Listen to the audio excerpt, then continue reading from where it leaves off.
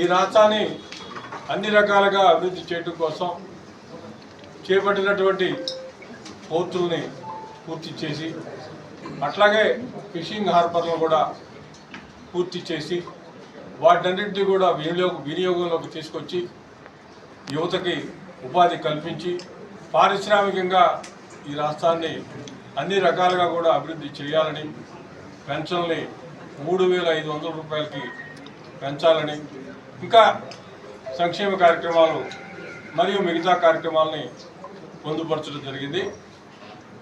దీనిలో ప్రధానంగా జగన్మోహన్ రెడ్డి గారు తీసుకున్నటువంటి అంశం ఏంటంటే మనం ఏదైతే చెబుతామో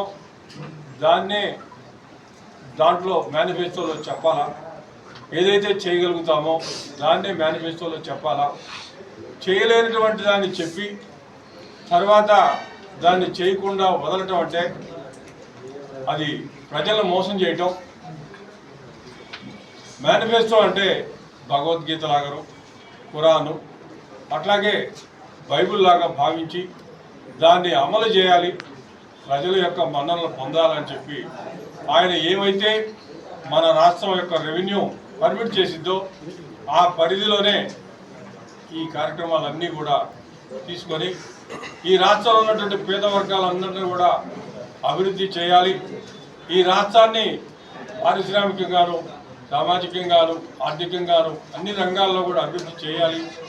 మౌలిక వసతులు, రోడ్లు కానీ ఇతరత్ర సదుపాయాలన్నీ కూడా కలగజేయాలని చెప్పి ఆయన భావిస్తూ ఈ మేనిఫెస్టోని తీర్చిదిద్దడం జరిగింది. ఈ మేనిఫెస్టో ద్వారా రాబోయేటువంటి 5 సంవత్సరాల్లో రాష్ట్రం అన్ని రంగాల్లో కూడా అభివృద్ధి చెందుతుంది అనడంలో ఎటువంటి సందేహం లేదు. జగన్మోహన్ రెడ్డి గారు ఏదైతే చెప్తాడో దాన్ని అమలు చేసి చూపించాడు.